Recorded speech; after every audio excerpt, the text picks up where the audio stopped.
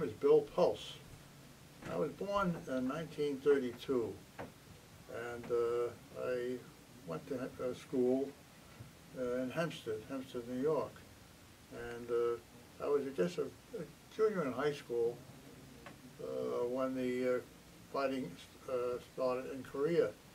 And being an individual, I was very worried about the things at that time and may very well be involved. I mean, I have relations of mine who fought in World War II, and I said, oh, I might be the next one going to fight for our country or someplace. And it ended up, I was not kind of a voluntary person. I was an individual that liked to lay back, and as it was, I did exactly that. I didn't join the service. I waited until I was drafted.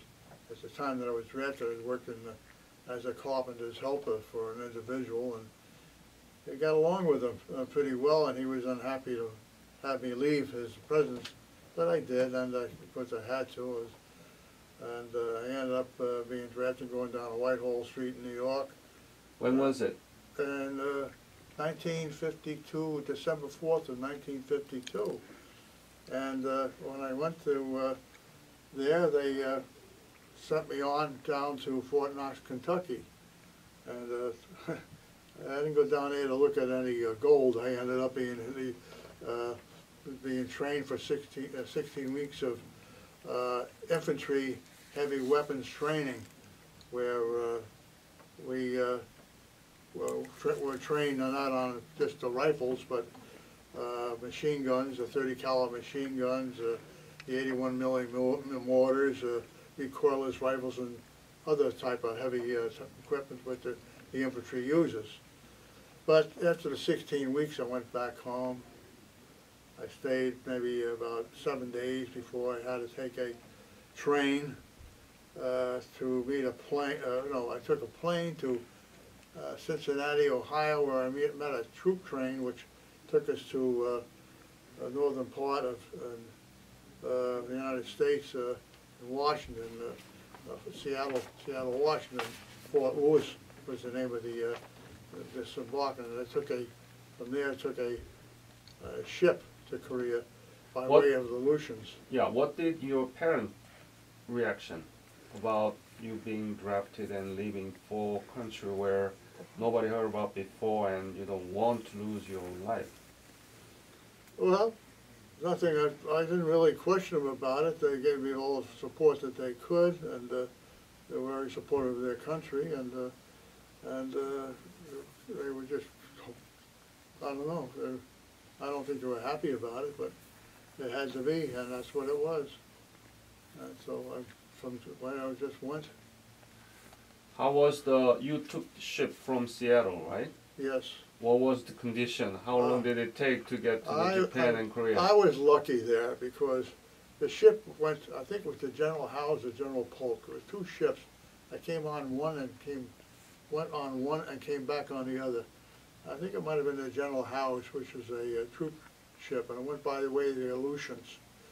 And there was heavy seas up there, and I think about 80% of the people on board got sick. And and those that weren't, the 20%, had to clean up on the 80% that was sick, stairwell detail and that. But I lucked out there. I had what they call night watch. I had to stay awake every night for an hour to look over the other soldiers that were being transported overseas, to be sure that nobody was smoking and causing a fire. So it was a night fire watch in my area, and because of that, and I loved it. I never got sick, and I was very happy about some of the circumstances because there was plenty of food left over. And it's exactly what I did. I ate myself, pretty well. Because they were sick, so that they couldn't eat. Exactly.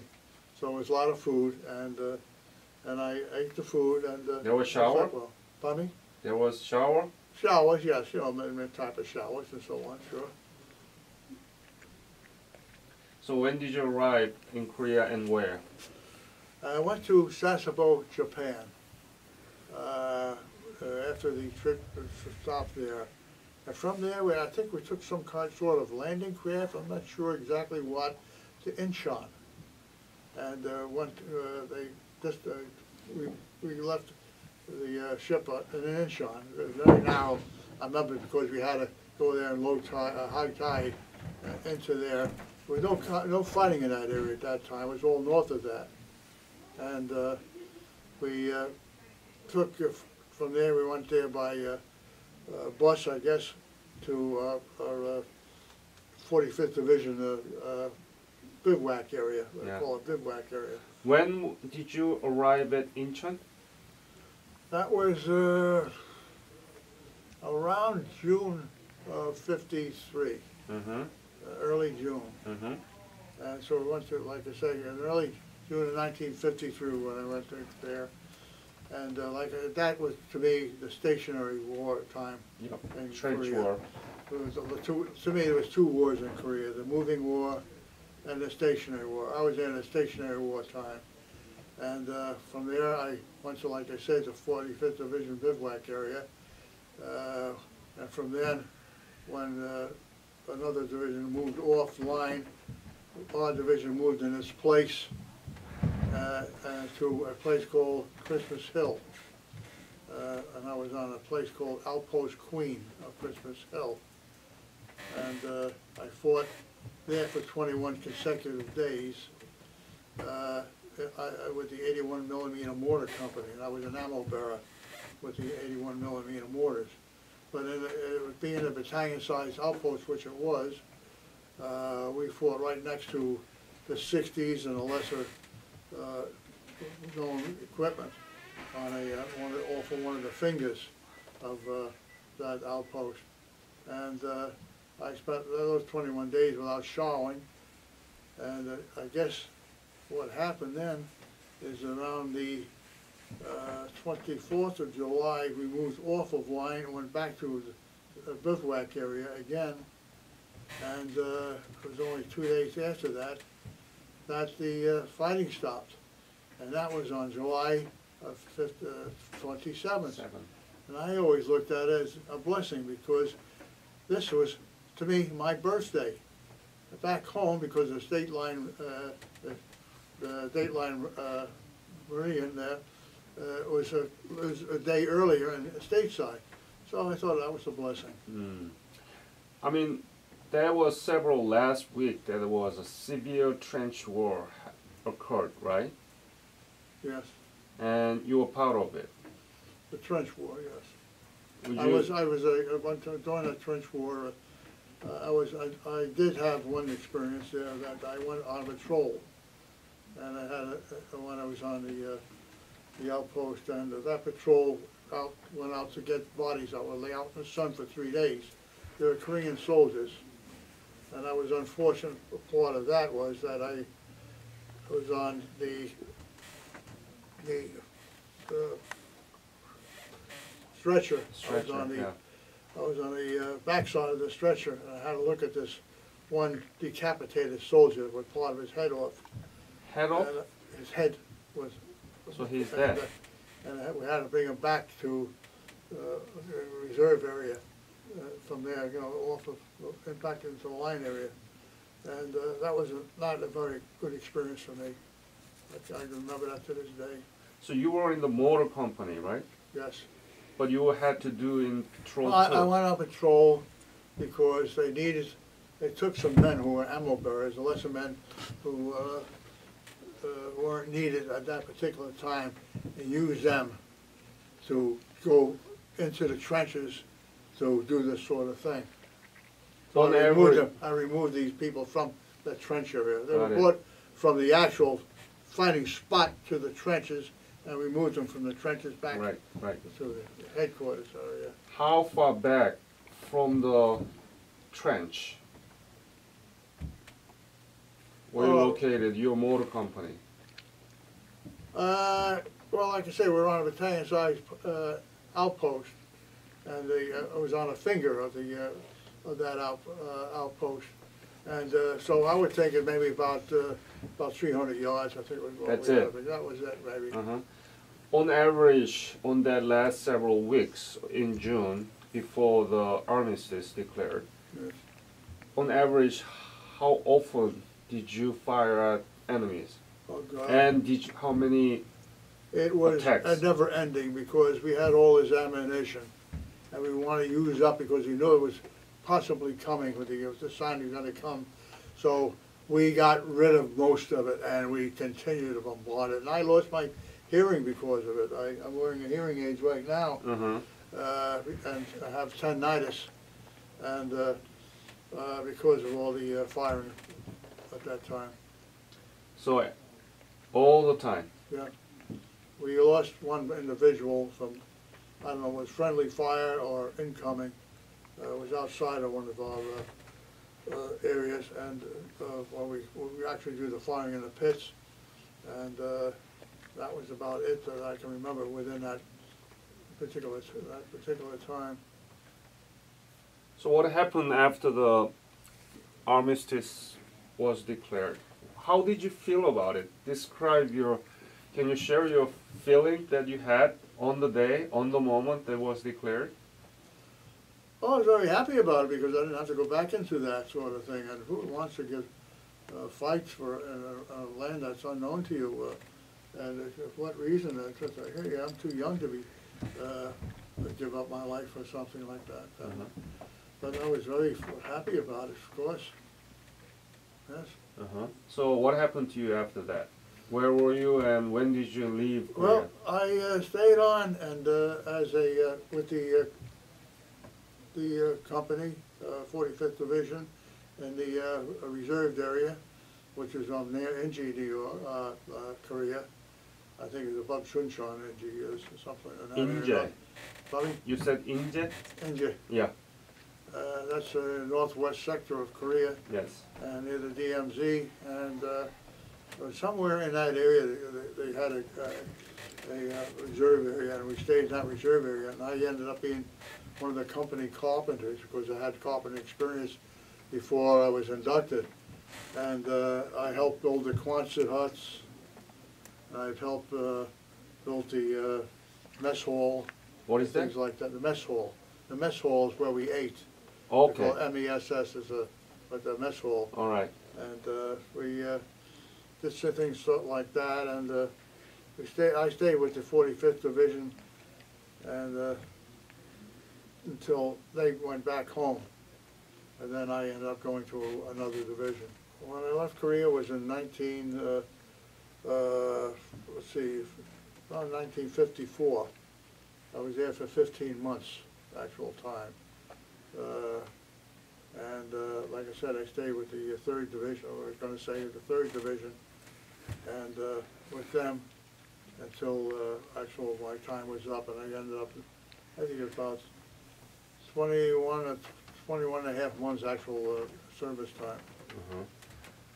There was no single fire or skirmish or any combat after the declare of armistice? Not with us. I wasn't involved in any of that at all. It was a quiet time. We trained, continue to have training and so on, but may have been with other people, but not with us. Could you give us a sort of contrasting picture of your life before the declaration of armistice and after that? What are the major differences? Can you think of? Food? Shower? Well, I know when I got off the line, taking that 21 days without even changing possibly my underwear, and the shower was the greatest thing I ever had, and a good hot meal when we were taken off of that, which is getting away from C rations and K rations was another great thing. So that was, to me, was a great enjoyment. So, how people treat you after you coming back from Korea? Where did you arrive in the United States? Was it Seattle again? Well, I went back to Seattle again, at Fort Lewis in Seattle. Was it evening or during the day that you arrived? We went back by ship, Uh-huh. and I imagine during the day, and came back by a different ship over through the Aleutian, same thing. From there we took stateside. I think we went to Camp Kilmer, New York, where we actually got our discharge papers, which is where I actually spent 6 more additional years in active reserve with the Army. It was two years active duty, and because overseas time I was granted, I guess, a year, a month and a half earlier than I wanted active. But a total of 8 years, 2 active and 6 years inactive. Mm-hmm. Then, but I was granted, I got my final discharge paper after 8 years. And I ended up becoming an electrician. From carpenter to electrician. Electrician. I worked as an electrician for years because my father and my family history are all from the New York Telephone Company. And I couldn't get into the New York Telephone Company right away, so I wanted to get some electrical background. So that's why, and then I never could join that. And I ended up with a different company altogether, a rendering company. Now this is an entirely different business altogether. Rendering? Rendering. What is that? Render butcher byproducts. Oh. Fat, bones, and all that sort of thing. Oh, okay. Used to go around to the restaurant, pick up their grease, the butcher shop to pick up all the bones and fat and our facility. And I stayed on with them for 37 years. What do they make out of it? Well, we make tallow, meat and bone meal fertilizer. A lot of his export, yellow greases are usually on export. Soaps used to be a byproduct of it and so on like that. And I ended up being the company safety director. And that's where I spent most of my life with that. And raising 2 wonderful daughters and 4 grandkids. So, what is the impact you think you got from the Korean War upon your life after you come back? I revisited Korea twice Uh-huh. Since the fighting. Since the When was it? The year 2000 and the year 2010. Uh-huh. Who invited you? The Korea Methodist Church Uh-huh. was the first one. Dr. O and his group. I was once with a group of Korean War veterans from the Korean War Veterans Ocean. I think 10 of us went on the last trip, and I've seen how it progressed within that 10-year period. And what a wonderful place they made Korea into from what it was back then into what it is now. I remember Seoul maybe having only 3 bridges, going back to Seoul and seeing 25 bridges, and all these high-rises. Oh my God, and all clean high-rises. And we took back in the year 2000, we took the subway from Seoul to Incheon, and I seen what immaculate! There's no cigarette butts, no thing like that, no, and everybody was so courteous and Freddie let you in and off the trains, and I just fell in love with the Korean people, and I found out that there's no greater country in this world that treats the veteran with such respect as the Korean people, both there and here. And we're brothers, and we'll be brothers to the very end. So you feel like you did something good for... Absolutely. I have a great feeling in my heart, and I feel, and I'm very happy and fortunate to be a great part of that. Mm-hmm.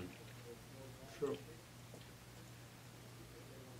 Even despite the importance of Korean War, which was the front line of defending the freedom and capitalism and democracy for all other countries, but still people, even politicians, our representatives, skip mentioning the Korean War after they talking about World War II and then go directly to the Vietnam War. Some say that it's a conflict, and people called it forgotten war. Why is it, and how can we make this situation changing? Well, I don't think it's a forgotten war. I don't think it's long to be treated as a forgotten war. Not for us, not among us, but the people or the politicians. Why it's been Well, it called could be a lesson forgotten? learned of what democracy done. All they have to do is focus your eyes on Korea and see what a great nation is, become one of the most industrial nations of the world, and what democracy can do and build. Yeah. All they have to do is open their eyes. As simple as that. 60 years ago. Yes. Next year will be 60 years anniversary Uh, of Korean armistice. And we haven't resolved anything. What do you think about that? I think it's bad. I think we got to resolve it. I got to give the most support to the South Korean people so that we can fill the country again to make a North Korea, South Korea should become one again. And I wonder how that can possibly be done. I'm just hoping that somebody will wake them up there, so somehow wake up the people of the North to understand, open their eyes and see what's happening and what the major difference there is between the two separate areas. As a Korean War veteran who actually fought during that war, you are the most legitimate person or the voice that can say something about this inaction of 60 years in the Korean Peninsula. We are still divided by the Cold War ideology. Cold War never ends in the Korean Peninsula. So, even though there are some problems, but as a reminder to the leaders in both countries of the United States and South Korea, and for the people, are you willing to say that enough is enough and replace the armistice with the peace treaty? I would love to see that up to never any absolute ultimate. Absolutely. I also worked for a group of individuals called Tell America Committee. I went around to high schools, talked to kids in the high schools. They went to West Point, talked to the soldiers there. I love to spread the word that how important it is that we make what you suggested. Mm-hmm. So what do you want to leave? What kind of lesson do you want to leave to the young generation?